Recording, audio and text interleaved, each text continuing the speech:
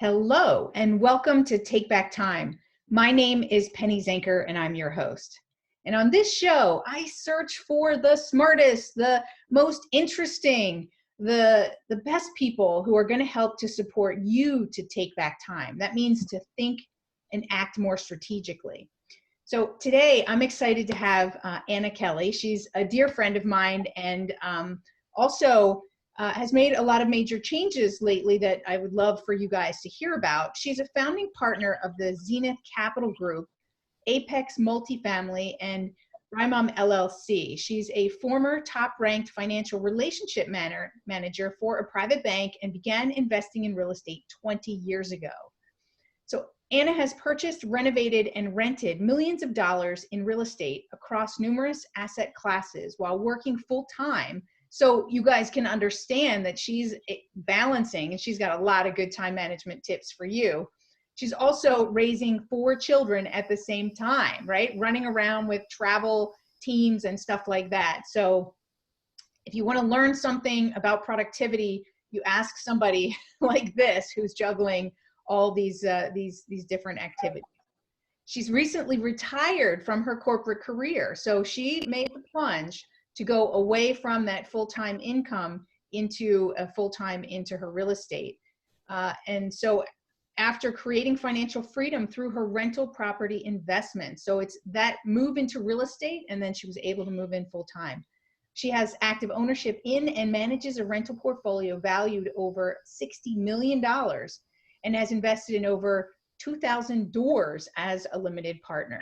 She actively seeks out the best multifamily investment opportunities for her partners and investors. And she is a sought-after speaker and enjoys helping others to overcome fears, increasing knowledge, and minimize risk in real estate. And she's also an Amazon #1 bestseller. So welcome, Anna.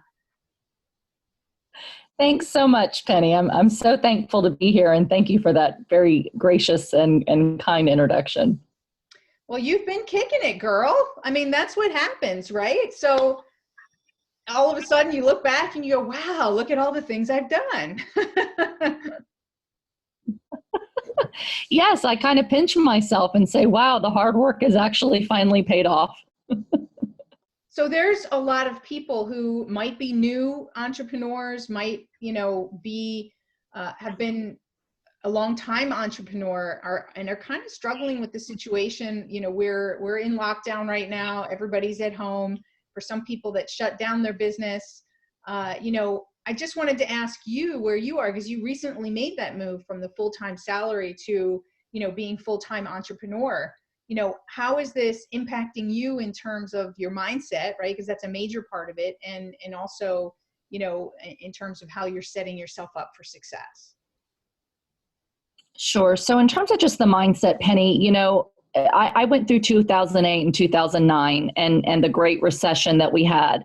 And at the time I worked for AIG, so one of the largest corporations in the country and really in the world. And AIG, ended up almost going under. They had a multi-billion-dollar bailout by the U.S. government, and I was losing my job. So in the span of a week, not unlike what many people are experiencing today, right, my 401k was decimated. I thought I was losing my job. I found out I was pregnant with my 3rd child the same week, and my life was falling apart. And, at the time I had a pity party. I cried for days, and I had to finally pull myself up and say, these things are completely beyond my control, but I still have something I can contribute and certain things I can control, and choose to move forward the best I could, one day at a time, taking action steps to try to get myself out of it and to prepare myself if things got worse. And so my biggest thing at the time was losing a job. I want to stop you there for a minute, because there's a lot of people who are in that particular situation right now. They might have just lost their job, and they, yes, they might be really, down on themselves, down on, everything. And so, you said something that was really important, and I say that too. And that's the thing that kind of gives me inner peace, is I can only focus on what I can control. And if I can't control it, there's no point in worrying about it, because that stress just makes you less resourceful to do anything that you can control. So how did you, Right. how did you come to that? How did you pull yourself out? Was it just reminding yourself that, or was there something that helped that to trigger for you? Yeah, I think for me personally, my faith is really a strong part of my life, Penny. And there's a proverb that says something to the extent of, do not worry about tomorrow, for tomorrow has enough problems of its own. We have enough issues to deal with today. And I realized there's another one that says, don't be anxious about anything. You pray and you move forward. And so I had to realize that anxiety, as much as there is some biochemistry, and I'm not minimizing that, but we have a choice of whether we stay in a state of anxiety. We have a choice to say, I'm having these feelings. These are real situations that are happening that are causing me to worry. They're causing me to fear. They're causing me to be sad and distraught over what I've lost. But I also have a mind that can tell me that my emotions can't see everything in the future. My emotions can't see the hopeful things and the things that I can do today to get myself out of this situation. So I knew if I let my emotions overtake me completely and make me cry in my bed for days, which I did for a while, and it's okay to cry and feel and to release and get those things out. But you have to be able to say, I am a full-bodied creature, mind, soul, spirit, emotions. And I can tell myself truth that is counteracting the fears of the emotions that I'm having. And the truth is, for me, when I lost my job, AIG is not the only employer in this country. Yes, I was insurance, and yes, I had a very specific job that was hard to duplicate, but I had to tell myself, I have many skills that are marketable, that I can pivot and use those skills to find something else to do to bring myself income if I lose my job. So number one, I hadn't lost my job that day. But even if I had to say and create an inventory for myself. And I wrote down on paper, what can I control today that can bring me additional income and that can help me take one step today to get myself in a better financial position. And I took notes and I told myself, I am productive. We talk about productivity. I have financial acumen. I can run projects. There's all kinds of things that you can do today, and remind yourself of who you are and what you can do, and then who out in this economy today needs what you have to give. And I took one day at a time to just pull myself out, remind myself truth, feel but don't wallow in the feelings, and get up and then take an action to move you forward. And that's all you really can do, Penny. So I just want to highlight, because that's a great exercise that people could do right now, right? Is to take a sheet of paper and to put it into 3 columns. One of those columns is what you can control. Like you said, what you can identify what you have, that do an inventory of the skills and the knowledge and the experience and the connections, right? And just all of those things that you can control and you can recognize that you have in your life and that you can be grateful for. Right. And then in the middle, you put things that you can influence. You don't have control over it, but you can influence them. Yeah. And then you have things that are out of your control. And I do believe that when you create an inventory like that, it makes a huge difference, because you realize, like, put a little, what I like to do, I love percentages, because it just tells you something. So put a little percentage under each column as to where you're currently spending the majority of your energy and your thought, and then decide where you want to. And clearly you want to zero by the things that you can't control. Absolutely. And the other, I would add a 4th column to that, Penny, because that really talks about a financial inventory. Because a lot of times some people are very, have a strong financial acumen. They have a budget. They know exactly what their personal financial statement is and what all their income is and the sources of money they can tap or credit. And some people don't. They just kind of fly by the seat of their pants with their finances. And so when you lose a job, you're forced to say, okay, I have a certain lifestyle. The money has been cut off. You have to be able to ask yourself, what assets or cash or other retirement accounts do I have that I can do something with? What are my expenses? And things you can control are cutting out expenses that you don't need, and looking at where you have resources, whether it's your own money or credit resources or retirement, and then saying, how else can I optimize those resources today to cover the cash flow needs that I have to cut my expenses? And so for me, without getting into a lot of detail, I had a 401k and I knew I could borrow from my 401k. So I didn't want to liquefy it and take my losses in the market that had, tanked, but I could borrow from it. So I borrowed from my 401k, Penny, and I bought a 4-unit apartment building that would bring me in about $1,600 per month. Right. So I had a low rate policy I didn't have to pay back, and I created extra income. So for you, it may not be real estate, but you can say, can I access those funds to get me through? And just having the weight off of your needs being met, your housing needs and your food needs primarily, allows you a little bit of peace to be able to say, okay, now I don't have to worry with anxiety every day. What am I going to eat? How am I going to pay my mortgage? Whatnot. Yeah. But now I can have the freedom that part's covered, and I can take some time to think through all the rest of the decisions I need to make in order to get back on track. Another tip on that I just really found out today, that credit card companies, everybody appreciates that this is extenuating circumstances. Yes. So yes. Credit card companies are giving you 1 to 2 months where you don't have to pay back. There'll be no penalty and no fee. And all you need to do is say that you've been impacted by the quarantine and that you don't have income coming in, and they will note it on your file and you can get that extension. So that maybe goes in that influence column is, yes. My mom always taught me, if you don't ask, you don't get, right? And Absolutely. So you can always ask. They can always say no, but you can yes. always ask, is there anything that you can do for me to help me out? So go to people that, that you're working with in those contexts and see what your bank can do, see what your credit card companies can do. Like you Absolutely. Said, access, what options you have with your 401k or with any of the other investments that you have, because, this is a chance for us to think creatively, and we're already sort of out of our box, so to speak. So, it gives us the opening to be able to think differently and ask different questions, and who knows what other things that we can put into place. Absolutely. Like you just said, that would actually be a long-term huge benefit.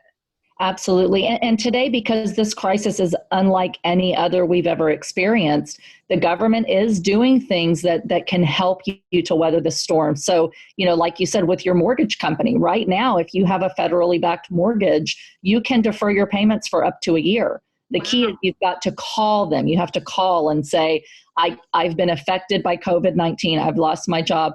I need to seek a forbearance for the next 12 months. And, they can't report it to your credit report. It's something that the government is mandating. So, if you need that, take advantage of that. But just make sure that you don't just quit paying things, but that you're proactive, that you call. And another thing that's supposed to be coming out today, assuming the House approves what the Senate just did, is unprecedented ability to withdraw money from your 401k if you absolutely need it, without paying the 10% penalty if you're below 59.5.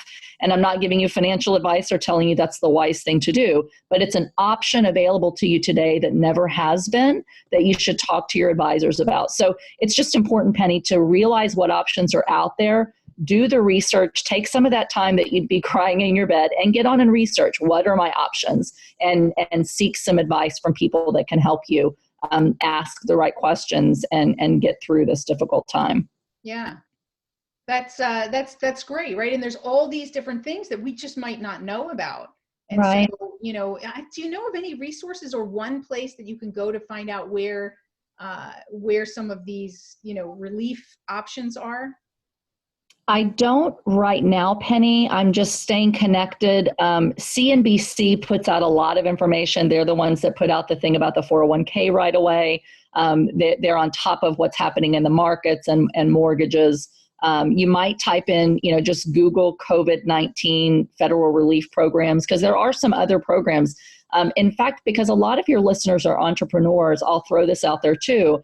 There is a program that's supposed to be passed again today that allows small business owners $50,000 loans and up to $10 million loans 0% interest through this SBA 7A lending program that the government is going to streamline because of COVID-19.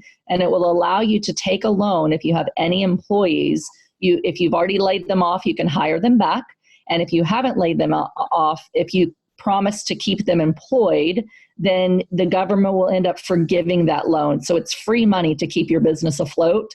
So I would stay on top of that. Go to Google, look at the news as soon as this bill passes, and call the Small Business Association, look on their website for the 7A loan. And that's something that can help a lot of entrepreneurs that have any employees to keep their businesses afloat. And if you don't have employees, you can still apply for 7A loans because you're affected by COVID-19. So you just have to kind of stay on top of the news and see what options are out there. But those are things that are coming out daily right now that can help a lot of people who are impacted by this virus. So, you know what just came to my mind? So sometimes when you want to stay on top of certain topics, you can create a Google alert. So that might be something people can do, is put up a Google alert so that it sends you an email with all the related articles that come on that. So right. There's something that we can all do to be able to stay better informed. And yeah, exactly. One more thing to put out for the listeners is I just found this great tool, which is a digital organization tool, and it's called PlatStack. So what that allows, and it does allow sharing. I'm not sure, it's in beta right now, so I'm not sure if that piece of it has been released, but you can set up all your digital links. So let's say you set a Google alert and you pull those in, and then you pull those into PlatStack, and you can also categorize them. And what it allows you to do is, with one click of a button, it'll open all of those links at the same time. So if you just want to collect them for another time when you're going to do the research or act upon them, you can collect them there, and then it'll open them, all of those tabs at the same time. So that's great. That's great. Super cool tool. Like, you might use that in real estate for researching different properties and, sure, whatever. It's a really cool digital organization tool that may support people at this time. That's awesome. That's awesome. One more thing I thought about, and I know we're going to talk a little bit about time blocking, but schedule something on your calendar when you're down in this time to say, I'm going to spend an hour today researching ways that I can monopolize on these different programs that are available to me today. So research, and how you can utilize programs for free money. Research how you can, hold off on expenses. Spend some time cutting your expenses and figuring out what you could let go that's not absolutely necessary. So if you time block chunks on your calendar, it just helps you to keep moving forward and keep reminding yourself that, okay, whatever the problems are of today that I'm dealing with in my business, in my family, either through this trial or any other times, I need to spend some quiet time really just moving forward one piece at a time. Even if you can only get a couple actions done a day, block your calendar and make yourself sit down and do it. It's so helpful for people who aren't using time blocking, and we can use this to jump into that. I know for myself the same thing, right? There's extra things that I've got to get done and options to look at and things like that if you can just do one or two things a day, it makes you feel better, that at least you're moving forward with it. So there's a real recognition of progress as to not putting things off, but to chunk them out, like you said, with that time blocking. So, but that's probably a resource or a strategy that you've used in the past. Is that correct? I have, Penny, but I really didn't get really, really good at it until recently. And, there's always things you can tweak. So you had to. It's kind of interesting. When I worked at AIG and I had a full-time job, my day at work was extremely time blocked because we had meetings all day, every day with project management and different projects. And so it forced me to be very, very productive at work. But when it came to my personal life, I didn't have really anything on the calendar. It's like, okay, here's my evening. I've got 4 kids. They're all in school. They're all in sports. And I just have to borrow time every moment that I could get to focus on anything else that I needed to do personally. And that was either first thing in the morning or lunch breaks or evenings after they went to bed. And I worked 70 to 80 hours a week, literally for 12 years, trying to get everything done that I needed to between my job, my husband's business that I was helping get off the ground, the real estate, and the kids. And so my work life was very structured thanks to calendars and blocking off my time, but my personal life was not. And so it wasn't until I retired and I realized there's so many opportunities and things I want to be involved in. But I was very, very committed to the moment my kids came in the door, I'm wife and mom, and I'm not working on anything else that I need to do. So I found myself quickly, as I think many entrepreneurs probably do, when you're totally free and your time is your own, you think you can handle a lot more things than you can.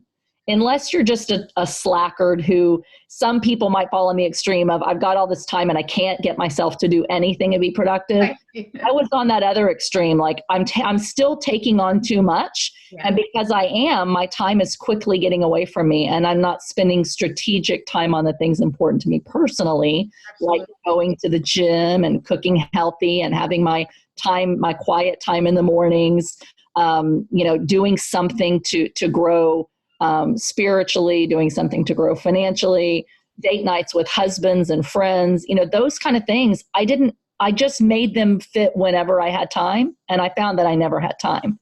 So you weren't as intentional about those things. It just happened naturally at work, but you weren't really as intentional about your personal goals and desires. And so they fell by the wayside. Right. And I might be for a time, like let's say I'm really focused on my diet and I'm intermittent fasting. Well, my calendar is telling me this is when you can eat, this is when you have to cook or whatever. But then all the other things, I just couldn't figure out how to stay productive in all the things that were important to me all at the same time. So I tended to be unbalanced. I was all in 2 or 3 things. Everything else fell by the wayside. So what I did, Penny, about maybe 6 months ago, is I said, okay, I recognize that I'm still taking on too much. And I recognize that I'm still not getting enough sleep because I'm taking on too much. So I need to figure out, number one, what are my real priorities in life? What are my core values in life? Mm-hmm. And then I ask myself, who do I want to become in the next year? In terms of as a wife, as a mother, individually in my spiritual growth, and in my investing and with my investors. Who do I want to become outside if money wasn't an issue? And then what tasks do I absolutely have to do at least once a week, but maybe 3 times a week or every day, mm-hmm. to grow in those areas that I say are important to me? Right. And I quickly created an inventory of these are the things I'd like to accomplish in the next year. And I started putting them on my calendar to start out with. And I said, okay, now I have a chunk of time dedicated to everything important to me that has nothing to do with my job or with my real estate. Other than, let's say, I've got 500 apartment units. I have to be asset managing them. I have to look at their financials. So I put in the things that are absolutely mandatory to sustain what I had in chunks of time on my calendar for the week. And then I fit in time at the gym, time reading my Bible, time with my children at the dinner table, time with my husband actually talking to him. Like I started putting those things on my calendar. Yeah. And I realized I have no more time left and not enough time for all the things on my plate. Right. So I had to ask myself, what do I have to give? I either give up more time and spend less time on certain things, but still some time to grow, or I take it off my plate completely. And it really helped me to reprioritize and redesign my life to say, these are the things that I have time for without creating stress and without filling every single moment of my calendar from 6 a.m. to 11 p.m. Right. I wanted to make sure I had some time on my calendar each day for the free things that we sporadically just might want to do. You have to create some flexibility. Yeah. Otherwise, you're just increasing the stress, right? Exactly. And like a have to do everything instead of, being flexible. Exactly. Yeah. And you have to have time for fires because every day has its own fires and challenges. And so I used to have these great to-do lists and these great lists of things I wanted to accomplish, but I just each day sat down and said, okay, today these are the urgents. So I've got to do urgents first. Here's importance. I've got to do importance next. And all the other nice to do as time permits that were on my calendar, never got done. So I was really good at the urgent and the important, that business wise, and even family wise, but all of the other nice things that were great ideas and desires that I had for my life and my family and my job rarely got done consistently. So by going through the process of putting everything on my calendar, it's a real eye-opener to say, whoa, I still have way too much on my plate, and I've got to start backing off and reprioritizing. I think it helps you when you do that, because I've done that for a number of people. We went through that exercise to just write everything down, put it on your calendar, and then see that, it's unrealistic. So it helps you to give you permission to decommit to things, to say, and not now doesn't mean that you're never going to do it. It just means not now, and take it off your plate. Right. And it gives you, it really gets you clear on what's really a priority and what is not. But it's so important to relieve that stress of not having to feel like you have to do it all when you take that off and take it away. Right. And the other thing that I started realizing is it forced me to say, how much time do I really spend on each of these items, each of these categories that I need to grow in, and how much time do I really need to spend on it? So maybe I was telling myself I have to work out 1 hour every single day, 5 days a week. And if I didn't do that, I felt guilty because I had to move it off my calendar to put something in its place. Right. So I had to start saying, can I grow in my health by working out 3 days a week and cooking a healthy meal 3 days a week? Yes, I can grow. So instead of seeking perfection in everything, like I'm going to lose 50 pounds, so I must spend an hour a day meal prepping and an hour a day at the gym and an hour a day shopping. Well, suddenly 3 hours of my day is overwhelmed because I have this number goal that really doesn't mean anything. So I started reframing my thoughts toward, I need to grow in these areas. I don't have to reach perfection. Some areas I might not reach a particular number goal or number on the scale or whatever. Some people in real estate, okay, I want 100 more units this year. Well, why? What's the magic thing about 100? Mm-hmm. If I'm going to kill myself and work 90 hours, 80 hours a week to reach 100, but it's not going to bring substantial joy, why do I have that lofty goal? So now I pattern my life that these are the areas that I want to grow. How much time a week do I need to spend to have some substantial growth in that area that I can be happy with and still have a work-life balance with my time? And so now I just chunk times for growth. So for example, I might have an hour on my day that says I'm going to grow. I'm going to grow by buying, additional assets. So I have an hour a day that I'm looking at deals, but I no longer have the pressure that I have to find this many units. It's just, I need to do something for an hour that I am completely dedicated and focused, that nothing else I do or think about is happening other than I am taking actions to tick off whatever's on my to-do list and whatever opportunities are there that are going to help me to move forward in finding another deal. So my time blocking is now for growth in an area rather than I must call this person today at this time. This is my hour that I can make networking calls. And so in that hour, I say, okay, who in my network do I need to talk to today? Who in my network is going to help me move forward, or I can help move forward? And that hour is where I will put them that week.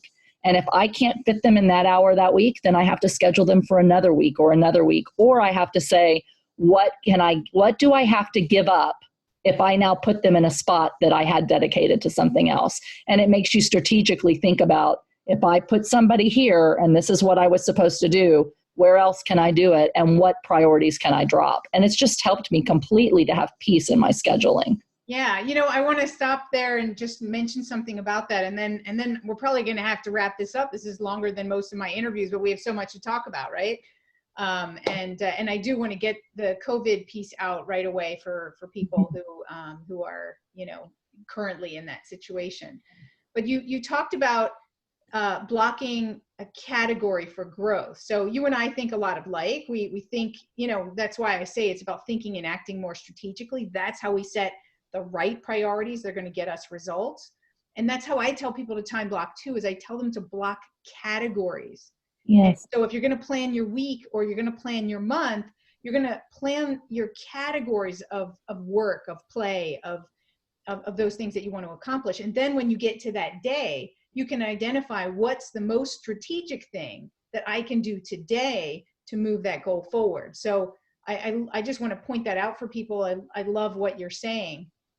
And Yeah, I have a whole course on that to teach people how to think that way, right? Because it's so, it is a different way to think than just scheduling what's on your to-do list. It gets you, not as focused, like you said, on the to-do, because it might end up not being the most productive thing to do or the highest priority. So yes. And that's something that you actually, I heard you talk about. I don't remember if it was us one-on-one or I heard you speak about that, but thinking strategically about that time. And I didn't always. Sometimes it was like, oh, I got to do this. But when you think strategically about what you need to do in that section of time, it allows you to say, to ask the right questions before you even sit down with that session and say, okay, I have an hour now that I can move forward and grow in this area.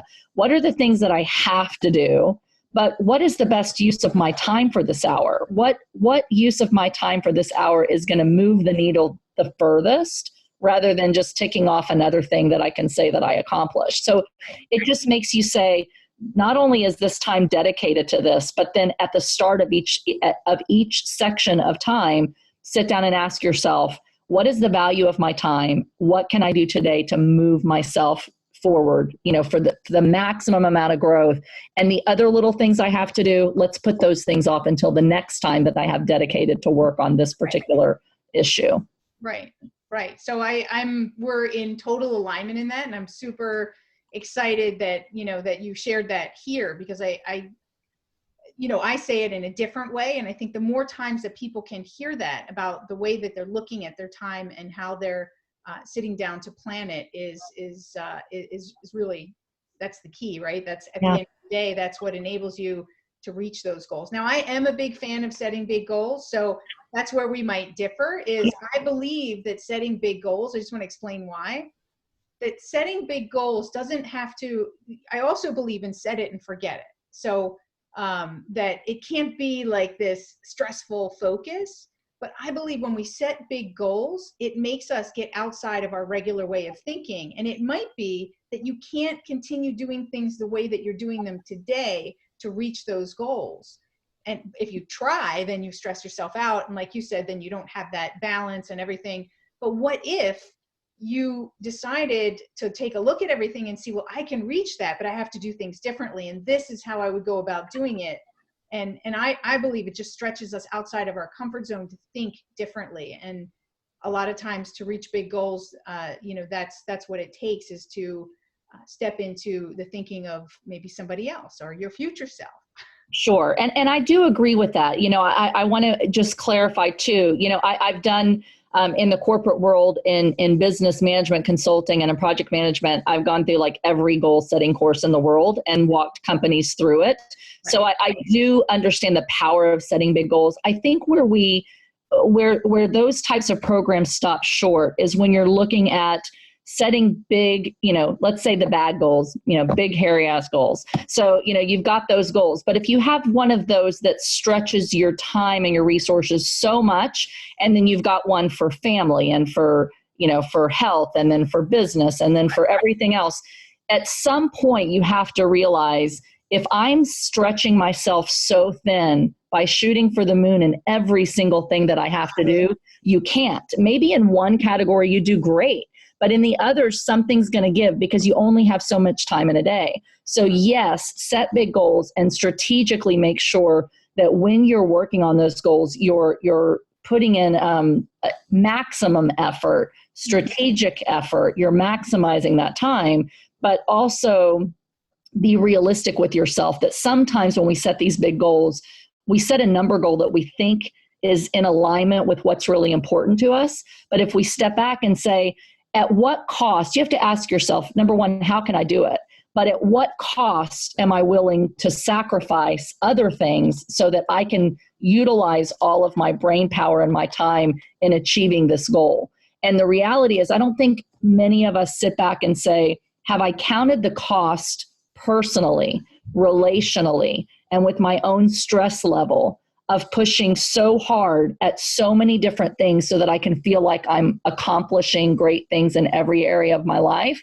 And I think most of us would say, us high achievers would say, we're stressed out, or things personally may not be going well, even though your business goals are absolutely on fire. So I've just started to when I say to have goals toward growth, what I've said to myself is, I know I can achieve, and I am a high achiever. And I know I think strategically, and I know that I know how to maximize my time, but I'm still taking on too much. And so I'm just now reevaluating goal setting to say, before I set a goal, I have to be able to say, can I count the cost, and what do I have to give up in order to put all my resources to achieving it? And so it just allows me to have a little more balance and a little more perspective of, is this goal as important to me as I think it is?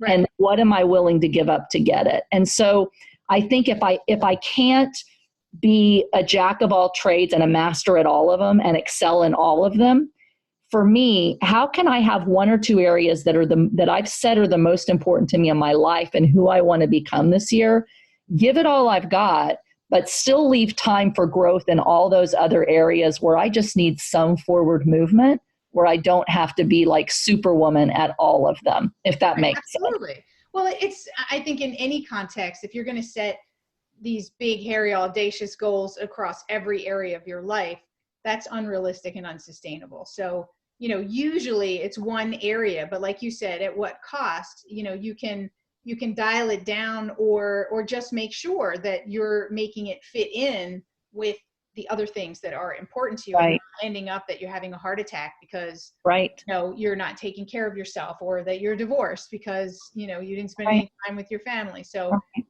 it sounds to me like that reevaluation for you, and hopefully for those people who are listening, because this is a great time to reevaluate your goals and what's important and why it's important, is to really understand what it is that you want and why you want it, and then into a very purposeful, intentional plan that's realistic. Exactly.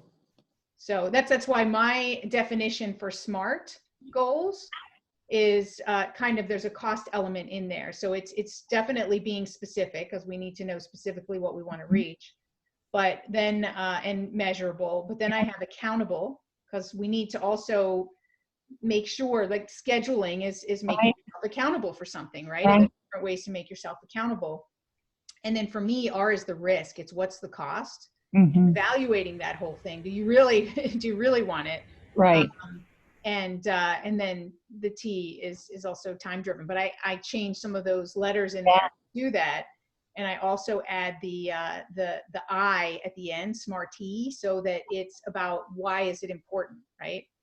That's good. Yeah. To really get connected, and that's in alignment with what you're talking Absolutely. about. Yeah. So we're talking and talking, and so to close out, are there any tools that you use specifically that support you in the area of time blocking that people might be able to take advantage of?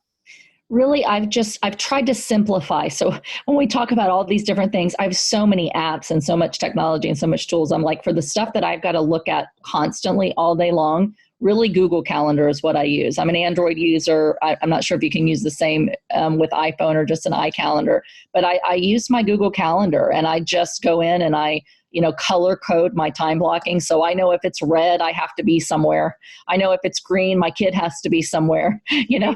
So there's certain color coding that helps it kind of jump out at me, that even if I'm just looking at a glance, I can say, oh, I've got to be somewhere this afternoon. I better jump off or something. So Google Calendar, I use Excel a lot. I have all of my goals for the year and the things I want to accomplish. And basically when I'm sitting down and looking at my Google Calendar, I'm referencing and opening up my Excel worksheet, which has my whole life on it, that says, okay, these were the goals that I had for myself, for this week and this month and this quarter and this year to grow in these areas. So it helps me to visualize, along with my calendar, what I need to be focusing on. So those are my two primary tools that I use every single day, all of the time. Awesome. So everybody know that the tools, you don't need a lot of tools to manage the things that you're doing. They're the main tools, the calendar, the email, the Excels, they're all available pretty much on the basic package of your computer. So you don't need to go overboard. I'm also have lots of different apps, but I really only use a couple of them all the time. Yeah. And I really like Evernote or some similar note tool, because the other thing that used to kind of frustrate me and take a lot of time is I'd write notes in tons of different notebooks and notepads, and then I couldn't find them, so by having everything on your phone in a note, you have a thought that, oh, I need to do this, put it on your Evernote, or add it to your calendar to pop up and remind you tonight that you've got to do this. So I used to remember everything, and so I didn't write a lot down, or I wrote it down and lost it, which created some lost productivity or stress. Or I didn't show up for an appointment somewhere, and so just really making sure that you write everything down in a place that it's going to stare at you every single day will help you to not forget the things that are important. Yeah, and with the use of audio now, right, where you can hit a button and just say it, and it'll automatically go to your Evernote. You just hit the microphone button. And if you've got Alexa at home, right, you can do integration by telling Siri or Alexa. So no excuses, right? It's really easy to get it out of your head. Right. So thank you so much for sharing so much of your experience, your knowledge, your story. It's very inspiring, and also, really educational for people who are, not sure what's coming next. I believe that this interview and your story will really help them. Thank you so much. It's my honor and my privilege to be able to help other people, and just keep doing what you're doing. I love the productivity hacks, because really I've learned if we don't do something to take control of our time and our money, our time and our money will take control of us. And so, that's something that I've learned through being an entrepreneur, through working in a company. We've absolutely got to take back control of the things we can, and that's our time and our money. Absolutely. Well, thank you so much for being here. And, thank you all for being here. I know this was a little bit longer than the regular interviews that I do, but worth every second. If you didn't catch the first part and came into the second, or vice versa, go back and listen through it again. There's a lot of valuable tips here. And I'll also include the worksheet that we talked about, and a couple of things for you all who are listening as a resource. So you're listening to Take Back Time, and my name is Penny Zenker, and I'll see you in the next episode.